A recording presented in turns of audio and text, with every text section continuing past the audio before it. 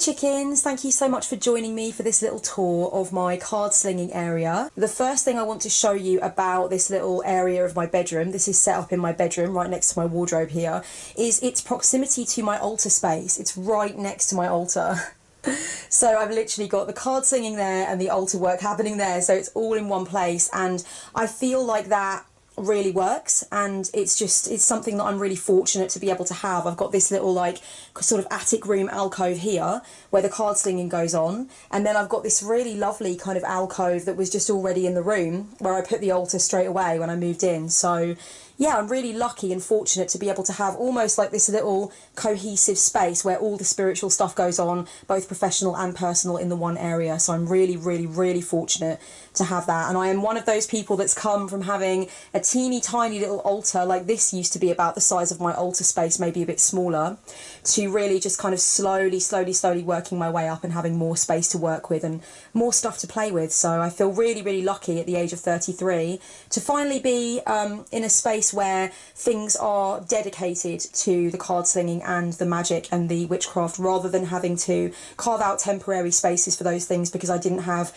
the space for anything permanent. I know obviously a lot of people have whole rooms dedicated to their witchy stuff and whole rooms dedicated to their tarot stuff. That's not me right now. I live in quite a small flat, quite a little sort of one bedroom situation. It's very adorable and I really love it, and it's got great views, but it hasn't got lots and lots of floor space for me to work with. But I do think though that even if I lived in a house with several bedrooms, I don't think personally that I would have a room dedicated entirely to witchy stuff. I still think I would have my card slinging stuff, you know, the setup for clients, in the same room as the witchy stuff. And that for me is because I actually feel like they charge each other quite well and they work with each other quite well. It feels right for me that they're in the same place. There's something really intimate about that.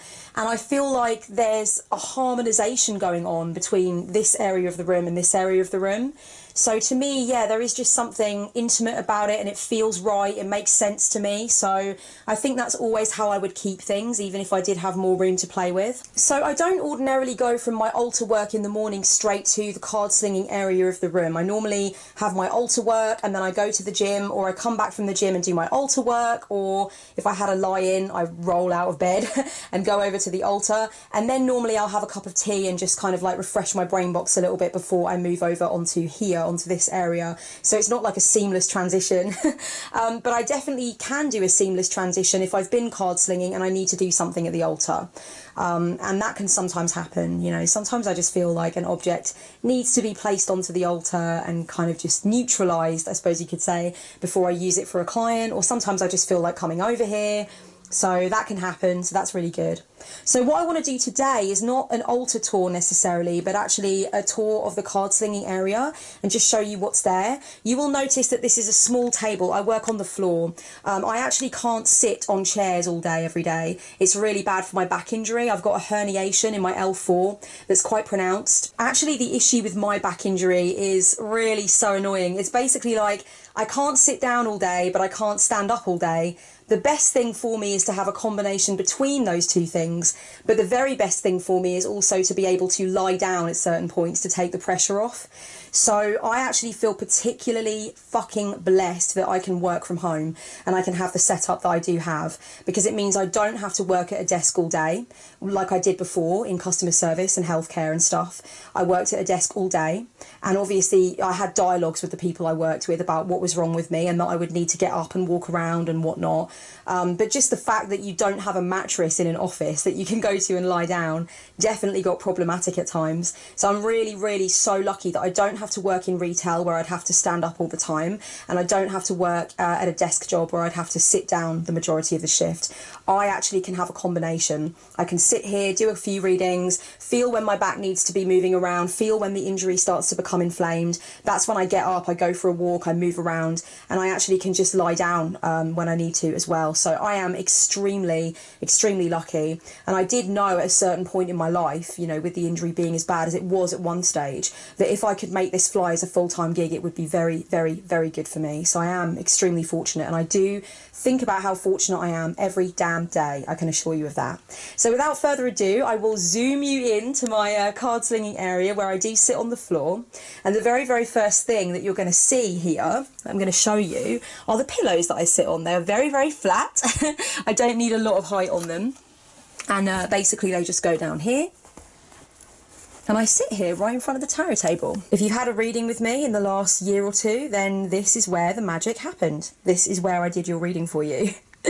And this is just so comfortable. It's so lovely to sit here. I get really good light coming in from the window. This is a really lovely spot for the sun, really lovely spot to actually experience the changing of the light. And I've got a soft light that I bring in for when it's the evening or when the sun is starting to go down and I'm not getting quite as much detail on the cards anymore. I just go and get my soft light and then make sure that the client can actually see the beauty of the cards that I'm using. Every night I try to leave my card slinging area like this, where I've got the pillows in the corner over there that I pull out, and then I've got the desk cleared off and everything where it needs to be.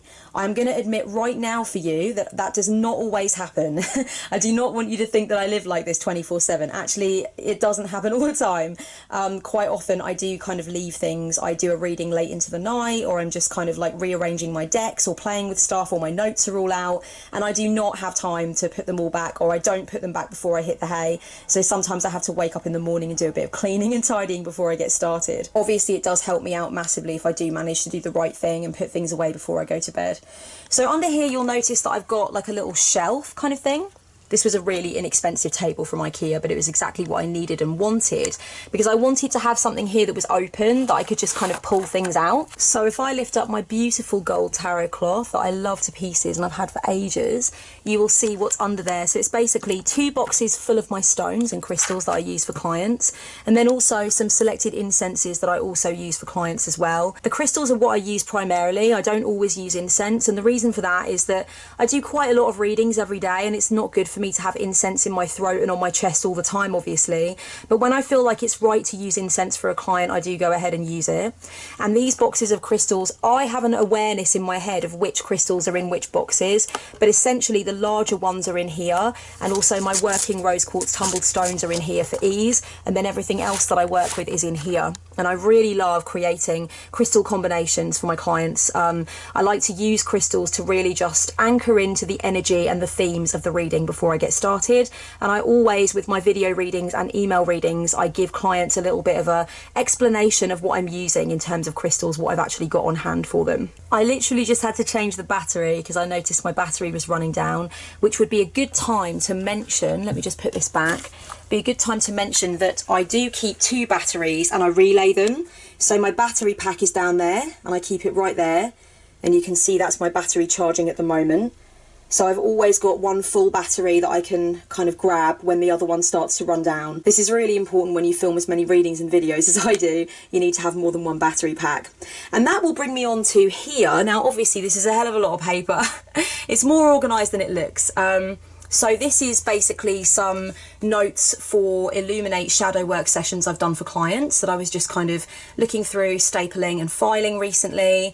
I have got a couple of other bits and pieces that shouldn't really be here actually. This is a copy of my shadow work journal prompts workbook that I'm going through myself, so I'm not really sure why I've popped that there. So these books are client notes, and basically I always use spiral bound pink books for my client notes, and I write all of my client notes by hand as I'm talking to the client. And that's where I keep notes of the dates of the sessions, the homework we've decided upon, you know, all of that kind of thing. So I've got all of these here. There should also be a orange book, which isn't here at the moment, which is where I keep a record of all of the Skype readings that I've done with clients. So just to clarify, all of these spiral bound books are only for the Skype sessions. They're not for video or email. They are to keep a record of what's been said during the Skype sessions, so I can look back on a client's notes and make sure that I'm really just doing everything that I can to keep them accountable and to keep my memory good on where they were last time and what we need to discuss this time, etc. So all of these 3 books of client notes are actually old. None of them are currently the one that I'm using. The one that I'm using is over on the bed because I've just been chatting with a client this morning, so I was using it. The reason I've got old ones out, I normally keep them under the bed But recently I had to grab them and bring them out because I was trying to work out for a client how many sessions they had left in a particular package, and we needed to work it out using my notebook. So I pulled them out from under the bed, and actually I was really just enjoying having a little look through them the other night and just kind of sparking my memory on previous sessions that I've had and themes that have come up with clients. So that was really interesting. This is something else that I pulled out from under the bed that I wanted to look at, which is all of my notes from last year's Self-Love September. I thought it'd be really good to just sit down and have a little look through everything that I did for last year's Self-Love September, the key themes that I hit upon, and that will kind of help me to inform the work for 2018, which yes, I am already thinking about. I don't know guys, September's a big month for me. I just really love to bring everything I can to the table. So it's really helping me to think basically about what I want to put in this year's series of Self-Love September. Now this big old thing, this contains all of my template spreads. Some of them are in there by hand and some of them are typed out. So I've got my Tough Love reading, my Divine Lightworker spread design, The World Is Yours, that spread design is in there. The Cosmic Bond is obviously in there at the front. You've got the Food and Fitness reading that I do. And this is just so that I can have these on hand. Whenever a client purchases a specific template reading, I've got the template reading right there. So I just pull this book out, I have it off to the side. And that means that while I'm really engrossed in kind of giving the messages and imparting the guidance, I also at the same time can make sure that I do not forget the spread positions. I've got them right there to hand. So this is the tarot table. This is where the card slinging magic happens. Obviously this would be way too small for a lot of professional readers, but for me the most that I ever do for a spread is 10 positions. I'm very unlikely to do anything longer for a client reading. I'm just having a helicopter intermission now. There's been a helicopter flying over this area on and off for the last hour. They're looking for me. I'm really an international diamond thief, damn it. This whole card slinging thing is just a massive cover up, guys. I'm very wanted by the FBI. Ugh, I'm just thinking whether or not I should carry on with that noise in the background because it doesn't seem like it's going to get any better. Yeah, I'll just carry on, fuck it. Okay, so yeah, as I said, the tarot table is plenty enough room for me. So what I've got on it, just ignore the Morgan Greer, that's just there incidentally because it's the last thing I worked with last night. So this is my stone that I use for shuffling my cards. I love this stone. And it's actually been mentioned by quite a lot of clients that I've done video readings for. The stone is so useful because when you shuffle just on a tarot cloth, I know I really need to do another coat of this. When you shuffle just on a tarot cloth, sometimes when you go to pick the cards up, you kind of get the tarot cloth caught in your fingers, especially if you've got some nails. So I just really love to have a stone. I do not riffle shuffle in my hands, guys. I'm afraid, although I've been a pro reader for some time, that's not something I'm comfy with. I like to shuffle against a surface and then actually tap the cards against a surface, and that's what feels right for me. So this is a random stone that my ex-boyfriend brought home from the beach one day and said that he thought I might like to paint on it or something, and that was the original plan. And then I decided, no, you know what, this would be perfect for shuffling. So it's been my shuffling stone ever since. Here I've just got like a nice motivational quote, which when I purchased it was definitely something that I needed at the time that I purchased it.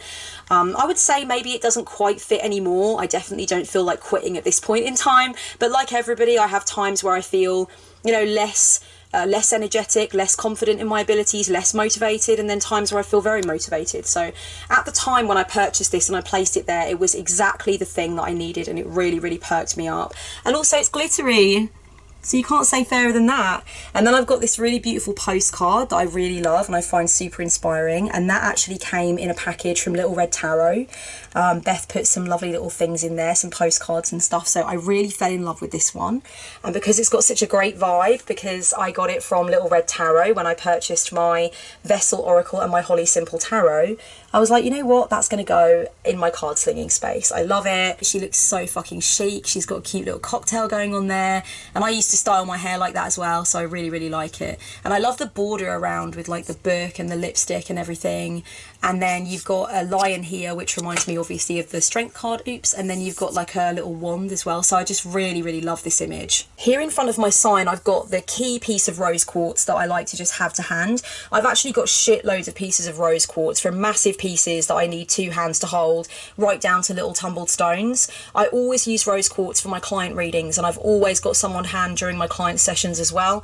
I do like to have rose quartz in the setup somewhere. So if I don't want to fiddle around and select pieces and stuff like that, if I just want to be quick and dirty, this is the one I've always got on my tarot table. And I like to have something else on my card slinging table as well, crystal wise. At the moment I've got some celestite. This is a really beautiful piece of Madagascan celestite. It's like a pale blue, it's just really stunning, so I really enjoy that, and I do use that for client readings as well. And I've got this little incense box where I burn cone incense, but of course I do have underneath my card slinging table a couple of stick incense burners as well. I really love this part of my space and this part of my flat. I just really feel so peaceful here. I'm so happy here.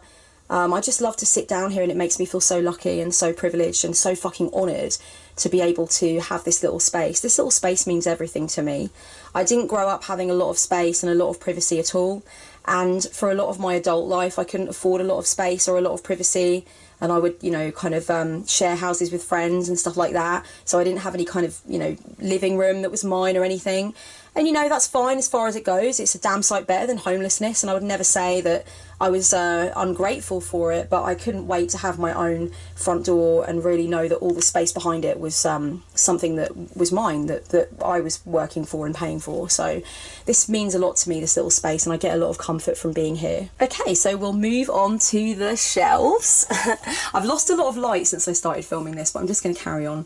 So these are the decks. They're in no particular order. There's no rhyme or reason to them at all, apart from down in this corner where you can see that I've got my reach for more basket, and there is some rhyme and reason to that. You know, I want to keep things in there specifically that I want to play with more. At the moment in there I've got Sacred Creators Oracle, I've got Osho Zen, True Love Tarot, Rider-Waite and the Paulina Tarot. So that's what's in there at the moment. And then next to that I have got basically some notebooks that I use. So essentially I've got a number of different notebooks that I use to write down my custom design spreads for clients, and also to write down any notes for clients. So basically what happens is when I sit down here to film a video reading, I look through the client's notes, and if they are particularly long notes, or I feel like there's anything that I'm going to forget or that I need to remember that is important for the reading, I grab a notebook and I write it down. If I need to do a custom design spread for a client, I will grab a notebook and I will start to actually hash out what I want the custom design spread to look like and stuff like that. I've literally just realised that I've missed a piece of dust while I was dusting. That's not very nice. This is real, guys. This is raw. This is my real life. Yeah, so quite a bit of writing does go on here at the tarot table. And actually that reminds me that I kind of missed something over here. So this is obviously, you know, my pen sort of tin. And in here I've got a couple of bits and pieces. I really love this multi-pen with unicorns on it that my friend got me. I've got some highlighters and stuff, and one of my favourite Pilot pens that I like to use, and also just some other incenses that are like reach for incenses. So the pens are basically for these guys down here. I like to keep a number of different notebooks depending on how I'm feeling. And then I've also got here my purple book for tarot spread design, and that's if I get any ideas for template designs that I want to create that I might want to put onto the shop. And then this book here is where I write my ideas for tea and tarot episodes, which don't even talk to me about it because I know I'm fucking terrible, but they are coming, I promise you. And then in the back, you'll notice that there is like a little jar with some stuff in it. That's basically just like SD cards in case I need any more SD cards, and also extra pink pins for my sort of vision board, inspiration board that's up here. So that's all that's behind really.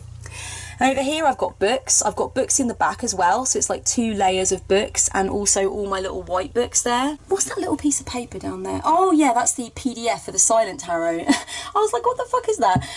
Yeah, so I've got quite a few of my little white books down here, and also some go-to tarot books. Tarot and Psychology is the main book that I go to, but I've also got some of the books for various decks that I have, like the Mythic Tarot. I actually have 2 of them, long story.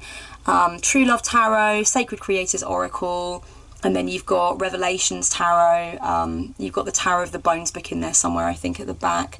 The 78 cards tarot. So there's quite a few different ones, and also the Crystal Bible, which is important because sometimes I'm in a shop and I find a stone or a crystal and I want to use it and I want to get it. I feel a good energy coming off of it, and I've got my own ideas about what the associations are, what the metaphysical meanings are, etc. But I do like to check it against the Crystal Bible as well when I get home.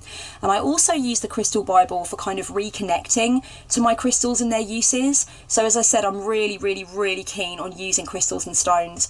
to kind of inform my tarot readings and also to set the intention and the energy, and I really enjoy that. I think it's a really important part of what I do with my readings, and sometimes I do just like to sit with some of the crystals I'm using and go through the crystal Bible and look up associations that I might have forgotten about or that might not be as fresh in my mind, and that's really useful to have as well. So that's what's going on down there. I do have a lot of other tarot books that are in my living room, so I like to sort of swap and change the tarot books around as well, so I've got new things there. We're up to the top bit, and that helicopter outside has not yet relented, so I might need to go outside and surrender in a second. So here, actually I don't usually use this pineapple thing. This is actually more of a kind of ring holder tray thingy, but I put it there the other day because I wanted to wash all my coasters. I use stone coasters, and I've normally got a stone coaster here for like my tea, obviously, my mountains of tea that you can imagine that I drink while I'm card slinging for people, but today I've got this cute little pineapple.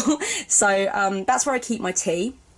Over here I've got some creams and some stuff that I use, so just hand creams and like sort of cleansing water that you can spray on your face. These kinds of face mists, sort of cleansing waters kind of thing, they are really, really good. This one's nearly finished and I'm sad, but yeah, they're really good. They're so useful. They really just wake you up and rejuvenate you, and if you've got a few readings to do in a row and you just feel like you need to freshen up and you need to energize before you do a reading, these kinds of things are really amazing, and I'm definitely in the market for more. So if you know of any kind of like face mists or anything like that that are made by witches that you appreciate, or witchy people, or you know, mystical peeps that have shops, please let me know, because I'm definitely in the market for more, and I would love to sling my money at people that actually kind of make them, that have good reviews on them. That would be really great. I've got my tiger balm, of course, because chronic pain, hashtag invisible illness, guys. And then I've just got this palmistry hand that I love, that I've had for ages, and my little rose quartz ball with this really creepy thing that my mum got me ages ago that I actually really frankly adore. Some calendula cream and bits and pieces. Okay, never mind, the Pierre la Resistance. This is basically my board that I made quite recently to help me to connect with, I guess, my practice as a card slinger and how I want clients to feel when they get a reading with me, and what I'm really aiming for when I'm doing readings. And I like to just look at this and take it in. Now, one thing that I do want to say about making a mood board or a vision board or an inspiration board is that for me, it's not supposed to be artistic per se. It's not something, and maybe I'll go into this more in another video, like an art witch video or something, but it's not supposed to be something that's uber artistic. It's not supposed to be like your best work that you look at and you're like, wow, what an amazing thought-provoking collage, you know, I just feel like I could get lost in this collage forever. For me, a mood board is supposed to be something where you can actually see everything on it, and everything on it has meaning. So that's why you'll see that there are lots of blank spaces where I've just put kind of like wrapping paper behind and stuff, because I don't want it to be too cluttered. I want to be able to see everything that's on it. I'll talk you through what's on here and why it's on here. So up here, I've got the meet your shadow self thing with kind of like a little collage of a woman sort of like considering basically different aspects of her psyche and her childhood and stuff. And I've got that obviously to remind myself that shadow work is one of the principal concepts that's really informed my work. And I want to make sure that whenever I see kind of like shadow considerations coming up in a person's cards, that I'm able to compassionately but honestly deliver that information, and in a way that a client can use and that is useful for a client, you know. So I want to honour the concept of shadow work when I'm doing my readings. Release your imagination, I think, speaks for itself. It's just really something for me basically to remind myself to be imaginative and innovative with the way that I'm reading the cards and what I'm seeing in them, but also it's about kind of helping clients to release their imagination and their creativity and all that good stuff. Down here in this corner, this is what actually inspired me to make the inspiration board. I really loved this image that I saw in a magazine of this person's sort of like study area with all of this vinyl and stuff like that on these shelves, and then you've got this big disco ball in the fireplace, which I thought was a pretty inspiring touch. And it made me think about how I like to always make sure that I'm connecting with my inspirations and the stuff that is meaningful to me, because I think, you know, aside from anything else, it really helps me to be the best reader that I can be and the best spiritual counsellor that I can be. And I also want to be able to give readings that inspire clients in a similar way. So this image just really made me think, you know what, I'm going to make an inspiration board. And then these are the words that I chose to kind of cut out and place onto it. If you read Psychology's magazine, you're not going to be any stranger to these little 3 circles, because they show up in every issue of Psychology's magazine. But basically the reason that Mind, Body, Spirit is there, even though it might seem really cliche, is just to remind me that self-care and self-love is something that needs to be considered in the physical sense as well as the mental, spiritual and emotional sense. So I'm really thinking cohesively about what a client's needs might be, and I want to make sure that I don't overlook anything, particularly in terms of like physical self-care and well-being, which might come up for a client, which might be overlooked by more spiritual considerations. I want to make sure I use the deck in a way that is very holistic kind of thing. And then what else have I got here? The eye I just really liked. I thought it was really beautiful and inspiring. Here I've got a compass which I cut out of a tattoo magazine.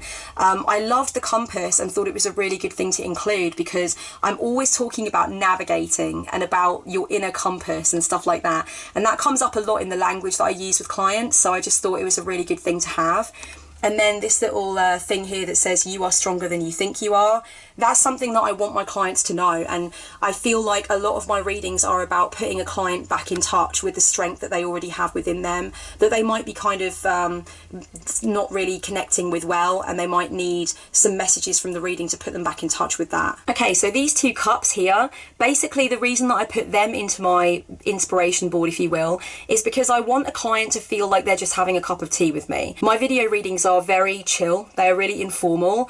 I'm just talking exactly as I would if you were right in front of me, and I'm really just connecting. And I feel like there are a lot of people who have had their first sort of internet reading with me, if you like their first video reading, when normally they would only ever go to a reader face to face, and they've said to me afterwards how astounded they are that it really felt so personal, it felt so valuable, they really didn't expect it to, they were really cynical about the idea of having a video reading. And I love that. I love the fact that I've managed to convey my kind of sense of compassion and my desire to be of service and my willingness to give the insights forth in an honest way. And it's really helped that client to understand that they can have help in different ways. They don't necessarily need to be face to face with a reader to have a really good experience. So I thought the cups were really worth putting in, because it just reminded me that that's the kind of vibe that I want to give to someone in a video reading, and I want them to understand that they can have that. Okay, so the next thing on my inspiration board is a image of the Blessed Virgin, and that's not going to be any surprise to those of you who know that I work with the Blessed Virgin. When I was growing up, I was very much exposed to the concept of the Blessed Virgin as an archetype of compassion and sincere love and protection and guardianship. And I feel like connecting with the Blessed Virgin when it comes to the stuff that I do with the cards is really important, because it reminds me of the great compassion that I want to bring to every reading that I do and every session that I have. And so, you know, having an image of the Blessed Virgin, obviously there's quite a lot of images over on my altar anyway, but having an image there just made sense. And then I've got this illustration here that I cut out of a magazine. Now this to me is an illustration of the most basic forms of self-care, just basically making sure that you're not falling into physical self-neglect. So combing your hair, brushing your teeth, washing your face, that kind of thing. It really spoke to me because I know that some of the people that I give readings and sessions to are going through a really difficult time. And I know that when I have been through difficult times, it's been hard for me even to just drag myself out of bed. And I really kind of want to approach the needs of a client with that kind of thing in mind, that, you know, life is fucking hard when you're in a state where you feel like you can't even do the most basic things for yourself. And also that I want the reading to promote that self-care and to promote that sense of connection to yourself, your body, your mind, you know. So I really thought that was cool, and I put it on there for that reason. Oh, and I forgot to mention these candles down here. I just really love candles, you know. Even the act of lighting a candle for me feels really spiritual and empowering, so I thought, why not have some on the inspiration board? And then feed your soul, I just really love that term. And then this woman with a camera just made me think about adventures and experiences and wanting to help a client feel like they can access the wisdom that's come from their experiences. And also if a client wants to have some new experiences and they're looking at how to get there, it's really kind of an image that reminds me that I want to help them get there. And for the same reason, that's why I've got this jar of money that says travel money on it, because it makes me think about the amount of clients that have come to me with specific goals in mind for stuff that they want to achieve, adventures that they want to go on, money that they want to save, experiences that they really want to have. And obviously the reading is a part of the toolkit that they've chosen to help them to get there, and that really excites me. And so I thought the travel money jar thing was really a good thing to have on there. Finally, I've got some hands in prayer and obviously holding the rosary. This again is an image that I saw over and over and over again when I was a kid. I saw it on all the like confirmation leaflets from my cousins, on all of the church service leaflets and stuff like that, and it gives me a nice, comforting, warm, fuzzy feeling, and it makes me just think about the spiritual journey and the nature of transpersonal and spiritual experiences, and how I would like to use the cards to really kind of offer somebody access to that, or indeed just remind them that they always do have access to that. If they don't get it from the reading and a revelation that they have during the reading, then they can at least realise that they do have it at their disposal in other ways. So up here finally I've got a clock with Carpe Diem written on it, which I also cut out of a tattoo magazine. I really love this, Seize the Day. It just made me think about the nature of time and the nature of the life journey, and how people don't want to stand in their own way anymore. They want to get out there, they want to do what they've got to do, they want to make the most of it, and I want to help them to do that. And also these dice here, which I think hold a really kind of Wheel of Fortune vibe for me, and it's a Wheel of Fortune year for me this year, so I thought that was really kind of pertinent. The dice are there basically to remind me that whenever I'm encouraging a client to step out of the comfort zone, I'm encouraging them to take a risk, and to take a risk is scary, of course, but it's also beautiful, and it could go anywhere, and it could be the start of a grand adventure. So I have to respect, in a way, the fact that if a client's going to be open to what's coming through in the cards, they have to be brave to do that. But the reward, could be so much greater than they ever imagined. And also the dice are there to kind of represent how exciting actually it is for me to do readings for people, because you never know what's going to come through. And a lot of the time, I'm really excited. By the time I sit down to shuffle the cards, I'm very excited about what's going to come through for a client. I'm intrigued. I'm sometimes, I think, just as intrigued as I suppose they are.